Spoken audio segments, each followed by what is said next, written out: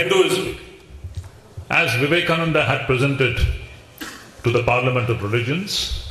In fact, the Parliament of Religions was just a platform. He actually addressed the entire human race.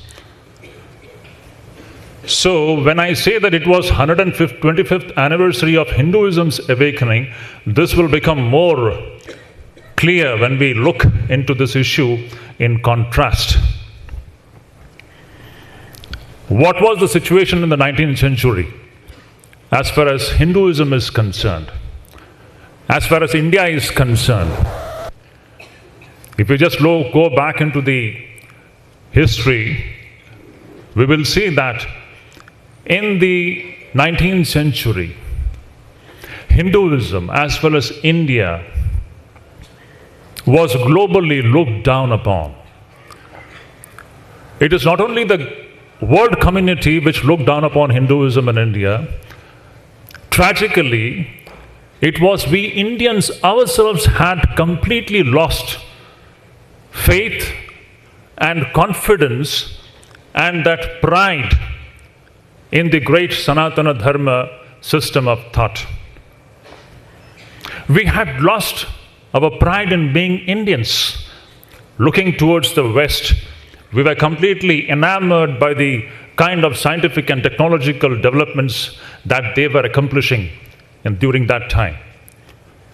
It was in such a dark period that this great Swami Vivekananda comes and he breathes a fresh life into this Sanatana Dharma, tells the entire world about its glory, and once again makes we Indians feel proud about what Sanatana Dharma stands for and what India, what Bharat stands for. From the day Vivekananda spoke from that platform, it is from that point onwards we can say that there has been a gradual and a consistent awakening among the Indian people regarding these two issues. These two issues, I mean to say, this great issue of what Sanatana Dharma is and where lies the glory of this great country called Bharat. Now see, Sister Nivedita, you all must have heard about her name, one of the great disciples of Swami Vivekananda who had dedicated her entire life for the welfare of not only India but also Sanatana Dharma. And what she did is something which is a great marvel for any one of us. This great Nivedita, she makes a beautiful evaluation about Swami Vivekananda's contribution. Those who have read the complete works of Vivekananda, you must have seen that in the introduction, Sister Nivedita writes a beautiful line. She says that before the Parliament of Religions, when Vivekananda started to speak, it was the religious ideas of the Hindus. But by the time he ended his speech, Hinduism itself was created.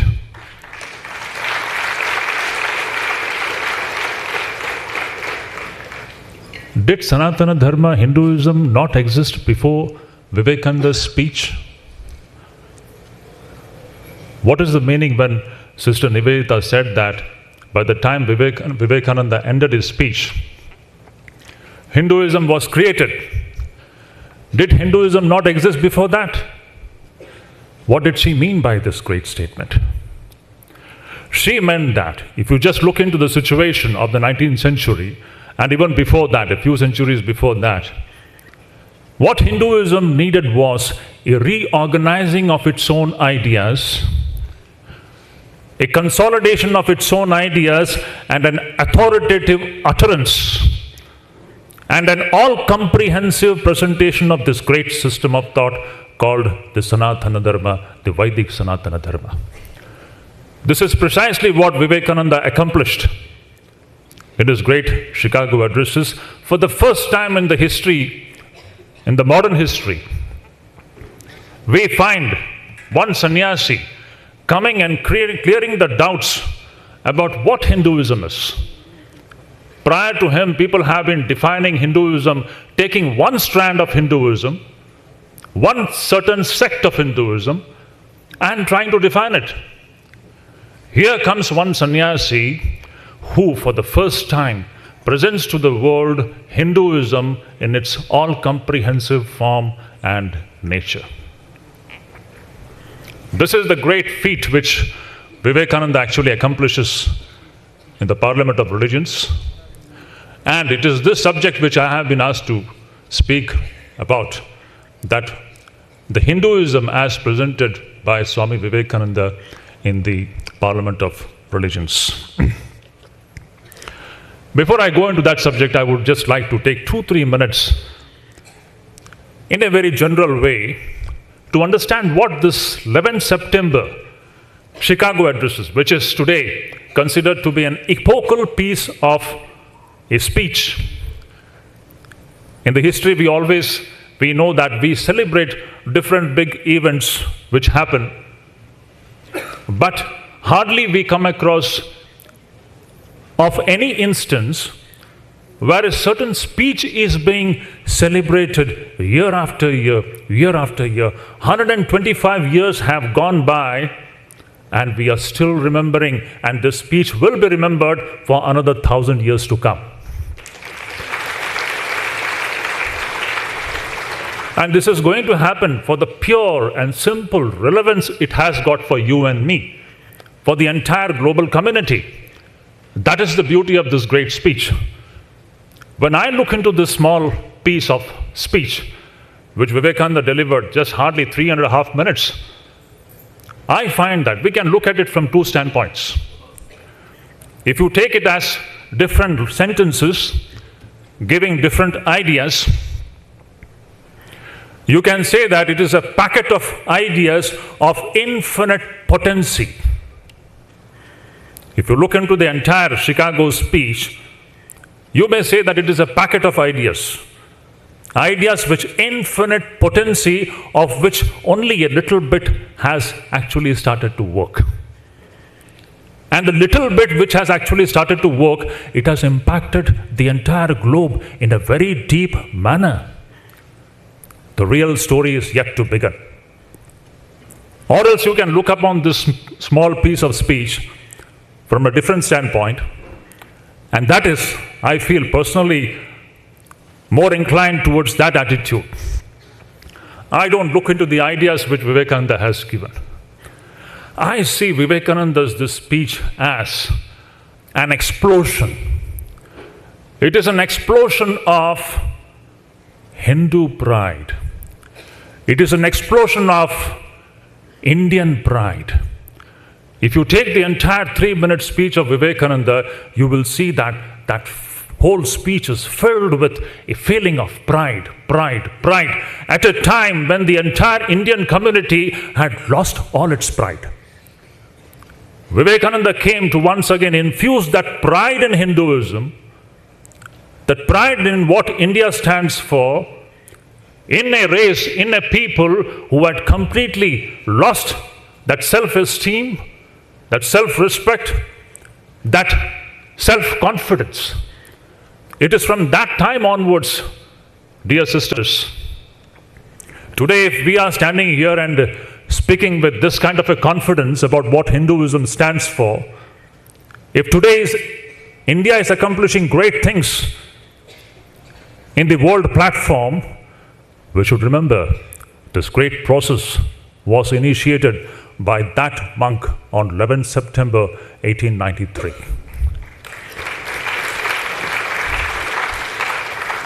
It is from that day onwards this process has started.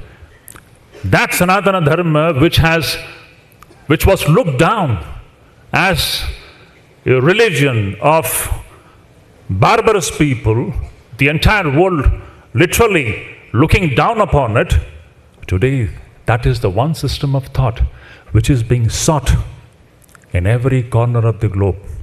Whether you take yoga, whether you take meditation, whether you take Advaita Vedanta, any of these things you may see that today all over the world, people, intelligent people, thinking people, thoughtful people, they are seeking these great ideas from the Vedic Sanatana Dharma.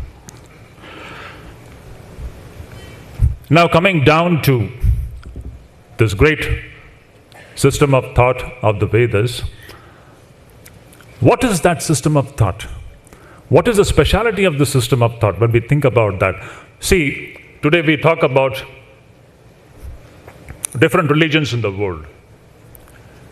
We should understand one thing. How is Vedic Sanatana Dharma very different, categorically different from the so-called other religions in the world?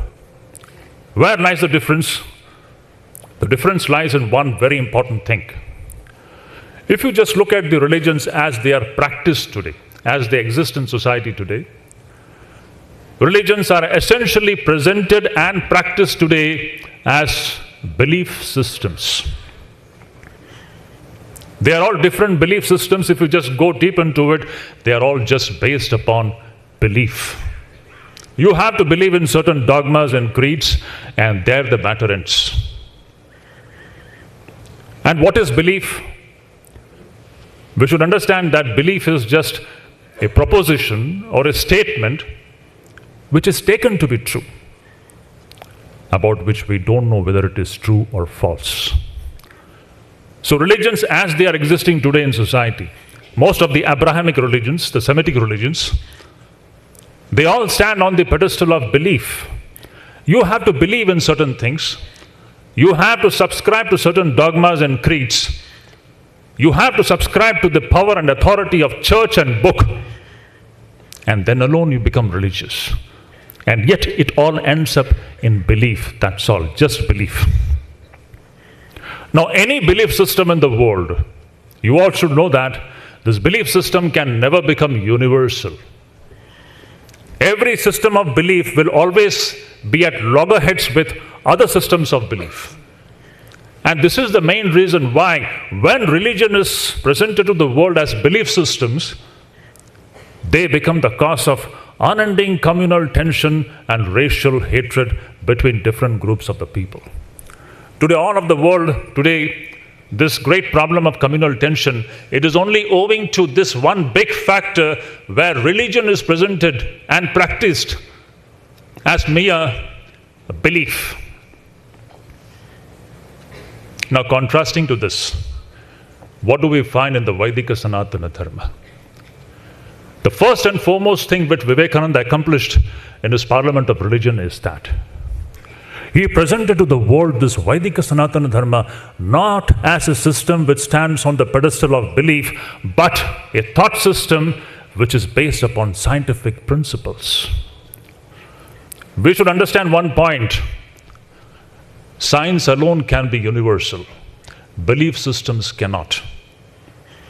The science which is taught in the classrooms of America is not different from the science taught in the classrooms of India or Australia.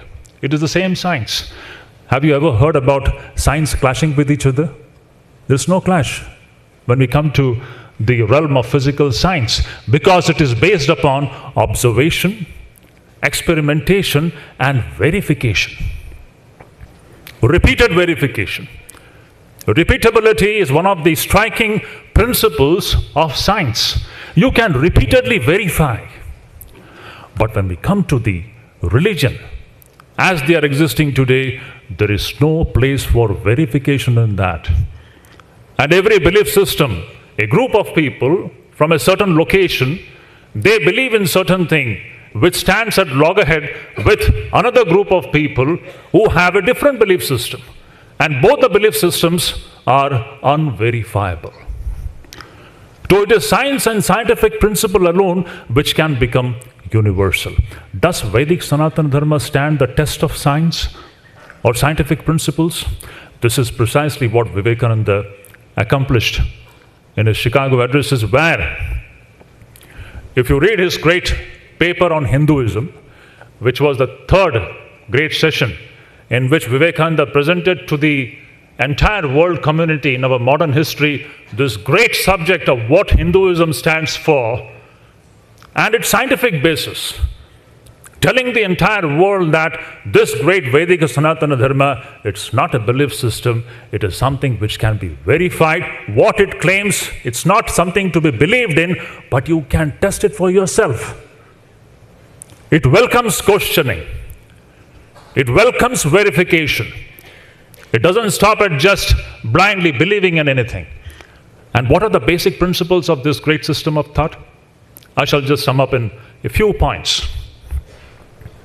30 minutes is too less a time to handle this vast subject.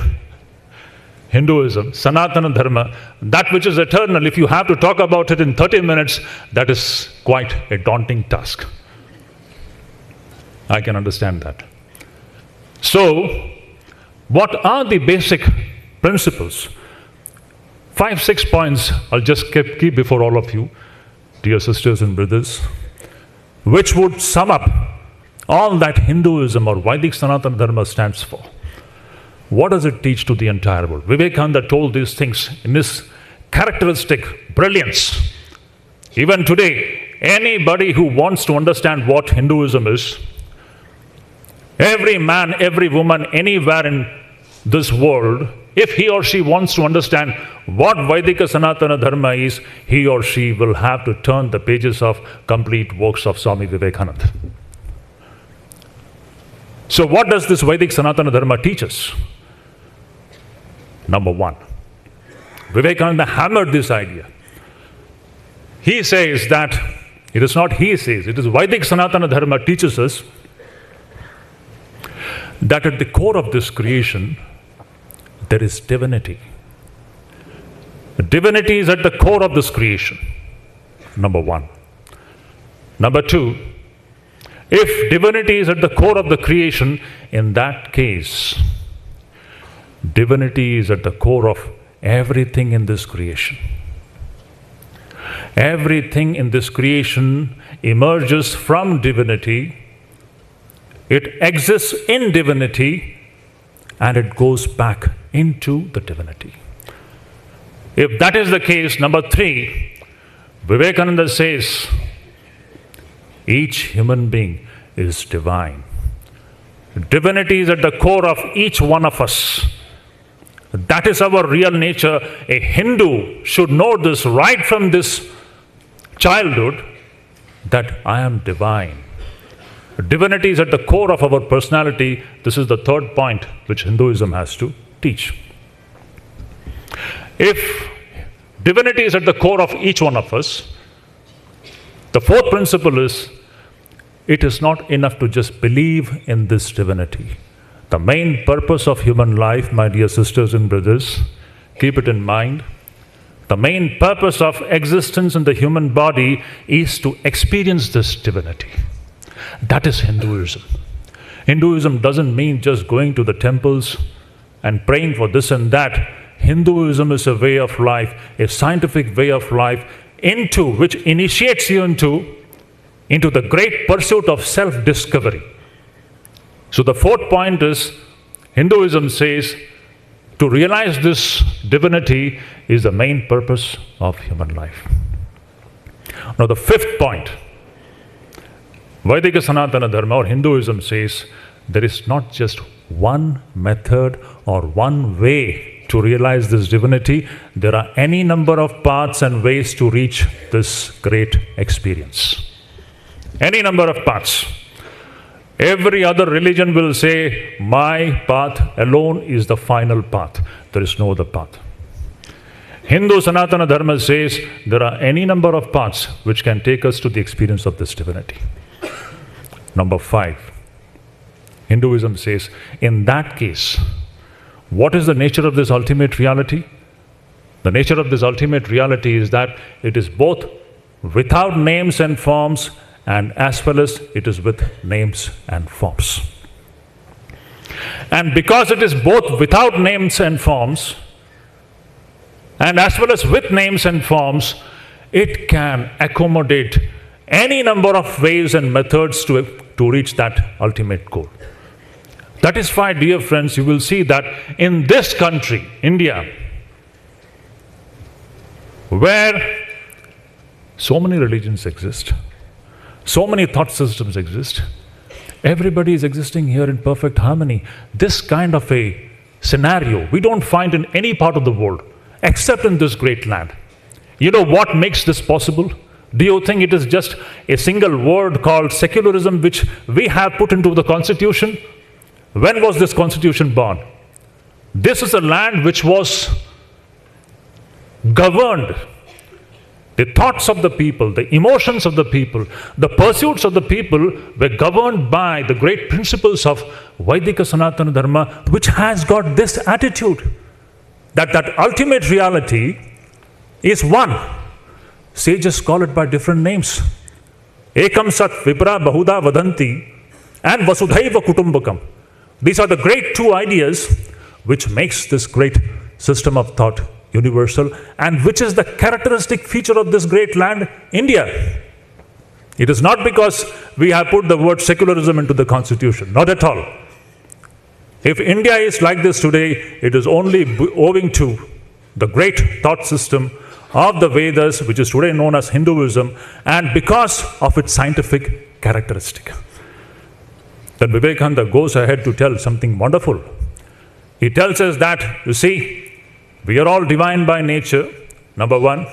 Secondly, he talks about the beauty of the great scientific principle of karma and reincarnation. Look into the scientific temper of his thought. Vivekananda says, you see, if we just look into the society, we will find that some people are happy, some people are suffering, some people are very wealthy and some people are poor. Why? If there is one God who is just and who is all-powerful, why is there so much of suffering in this world? And there comes this great scientific principle of karma and rebirth. Then he raises the question, then what is the proof of rebirth and reincarnation? Again, rebirth and reincarnation is not something to be believed in. It can be verified. Vivekananda says it can be verified. How? And he gives a beautiful explanation. I don't want to go into the depth of all those things here. So in short, what did Vivekananda say in that great Parliament of Religions was these 5 or 6 points to sum up. And then in this, my dear friends, you will see that we also find the great characteristic quality of we Indians, the Indians who live in this land, who have been absorbing all the different kinds of people coming into this land without any conflict. If you just look into the speech, 11 September speech, the first 3 sentences, it's so beautiful it is. Vivekananda says that, I thank you in the name of the millions and millions of Hindus of all sects and classes.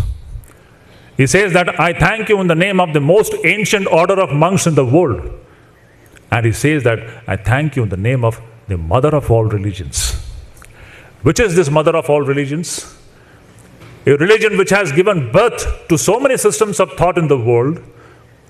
And unfortunately, those systems of thought have been attacking this mother for millenniums together. But the most interesting point is that Hinduism has got such inherent strength that it absorbs all those systems of thought which actually goes to attack it. Vivekananda very strikingly says that systems of the systems rose in India as well as outside India, and they have attacked this Vedic system of thought from time to time. And yet, this system of thought, Vedic system of thought, this Hinduism, has got some inherent strength. What is the strength? Nothing else but the divinity and the scientific nature of the entire phenomenon. It is owing to that it has got infinite capacity to absorb everything which actually comes to it in the form of attack and threat. Great prehistoric religions have almost disappeared, one after the other, or they are in a very small group here and there. But Hinduism today, even today, is making its presence felt all over the globe, especially after Vivekananda's emergence. The impact of Vivekananda on the entire world and the thought of Hinduism and over the entire world, I will just sum up in a few words. In 2009, article which came in Newsweek, an American magazine, and this matter has been published in different newspapers and even in some books also.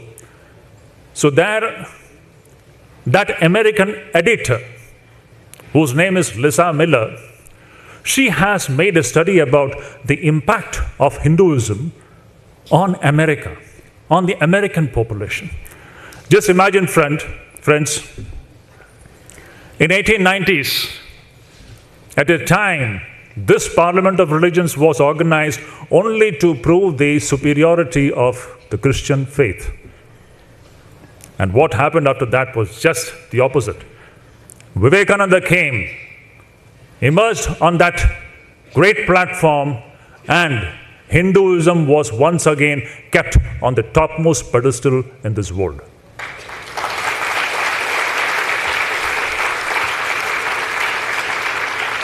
So Lisa Miller says that in that beautiful article that today in the 2010s, this article came out in 2008 or 9.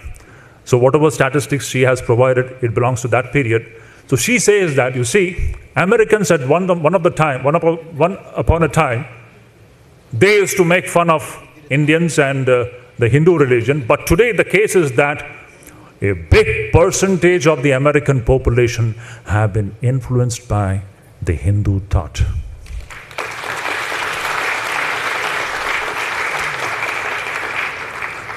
She says that a big population of the Americans have become Hindus in their thought and in their action. If you go by the census, you will find that they are still Christian in their census statistics. But if you look into their day-to-day life and the way they are thinking, they have become Hindus. This conversion has taken place not by force, not by the power of sword, not by the power of any persuasion. It is the very scientific nature of the Hindu thought. Anywhere, any thinking person, he or she will have to subscribe to this scientific way of life because it is something which can be verified. Today, a big chunk of the Americans, it is not only the question of Americans, everywhere in the world, she says that now these Americans, they believe that we are all divine. Christianity teaches them that we are all sinners. We are born sinners. And the only way of redemption is just one, the Son of God, Jesus. There is no other way. Today, a big chunk of Americans, they believe that we are all born divine. We are not sinners. And redemption is not by only one way. There can be any ways to attain redemption in life. The Vedika Sanatana Dharma thought system has gripped their minds.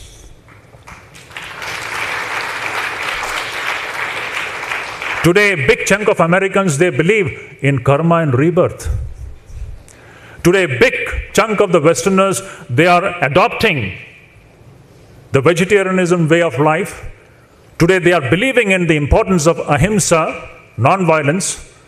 And a big chunk of Americans today, it is said that in that article, she says that they prefer cremation. Just like the Hindu cremate their dead bodies, a big chunk of Americans want to cremate their bodies after they die. The impact of Hinduism, which Swami Vivekananda presented in the Chicago Parliament of Religions.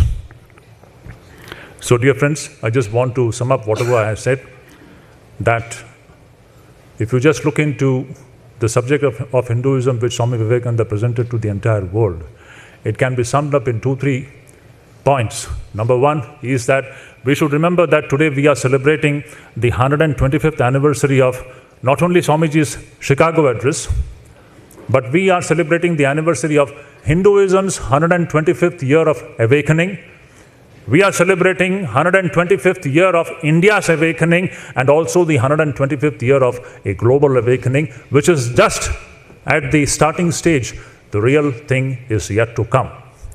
Secondly, what Vivekananda has given in that short speech is that two things. It's an explosion of the Hindu pride and also the explosion of the pride in being Indian. which today, as youngsters, we should remember that we should have that kind of a pride for this Vedic Sanatana Dharma and also for being India. Because it is this scientific system of thought, this alone is going to change the face of this civilization.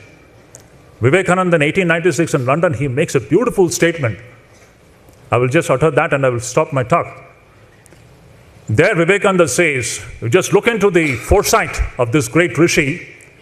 He says that in America I have just started my work. I have just raised one or two waves. We have to raise a tidal wave. The society has to be turned upside down. The world has to be given a new civilization. Vivekananda says that the world has to be given a new civilization. Can you just feel the outreach of this person's emotions and thoughts? How far ahead of his time this person could see and think. And the role of Indians and the role of Hindu Sanatana Dharma in this matter, it is this scientific way of life which is going to actually change the face of civilization in the future, which Vivekananda actually hoped for. And he had pinned all his hopes on the youngsters of this country. So I feel that it is the onus and responsibility of all of us, especially we youngsters, to see that wherever you are, you all become the carrier of this banner of Vedic Sanatana Dharma. Wherever you go with this pride about what Vedika Sanatana Dharma stands for and what India stands for and what India can do to the entire world as far as changing the face of this civilization is concerned. Thank you so much.